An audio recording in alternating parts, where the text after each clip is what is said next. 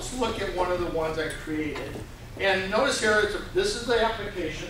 Okay? It's broken up into two primary areas, tasks and notifications. Tasks are basically all the different business alerts that you might want it to run. And I said earlier, it's pre-shipped with about 200. So does that mean day one, after I install it, I start getting business alerts, 250 of them? Okay, no, of course not. Okay, what you have to do is go through a process called activation, which is what we're going to do on one of these, is activate one of them. Okay? So you don't automatically get them, and you know they've got little things in here. View all activated tasks. So I've got one in my database here that I've got activated. Customers with balances over 45 days. But let's say I wanted to turn on the one, I'm going to go to dot cost, I'm going to keep it simple here. Cost codes over budget. I want to activate that one. So basically I can come in here and I can just say activate. And it says, okay, activate that task. And it's good. And again, this is one that's already set up. So you're going to kind of see some of the pieces about it. This particular one is preset with, you know, Innovative wasn't smart enough to know what's your tolerance. Is your tolerance for this morning $500, $1,000, $10,000? What is your tolerance? So they actually built into it where you can set that tolerance for this alert. I'm going to say, you know, if it's over $1,000, we're kind of interested. Okay? When do I want to run it? On demand or on a schedule? Okay. Now you might think, well, what the heck is on demand? I want this thing to tell me the stuff automatically. I'm going to open up the schedule now and say, okay, I'm cost codes over budget, and you might think through a process like this. Well, when does this thing typically have the biggest time frame to change? When does my cost change the most? On a regular basis. What's the answer to that? When does my cost change the most on a regular, predetermined basis? When you run checks. Payroll. Payroll's the biggest one. Okay. I mean, whatever, you got to get those things processed and out the door. Okay. Invoices, you could have invoices sitting on your desk for 2 weeks and not get them in. Payroll, probably not.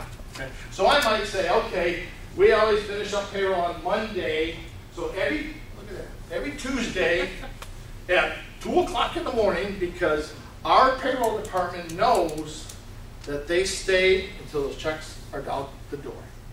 They've got to get the cost posted. You as an accounting department took on the responsibility to get cost reports out the door every Tuesday morning. That was your responsibility, you took it on. So you can bank on this happening because you know it's going to be good.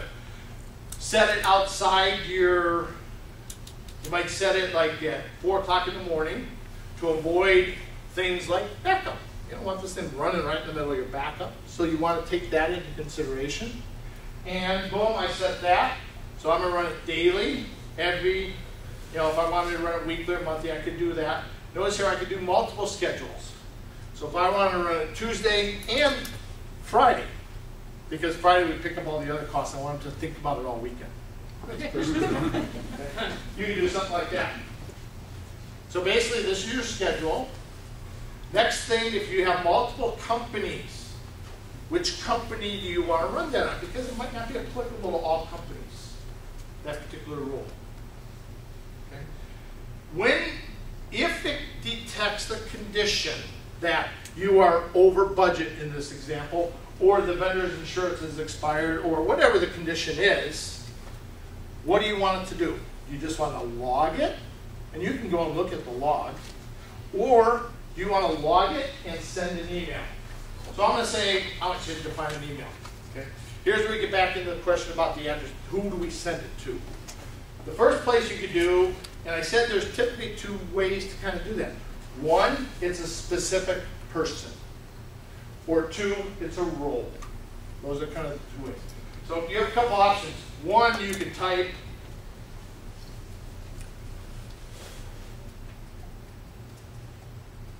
okay, that's 1.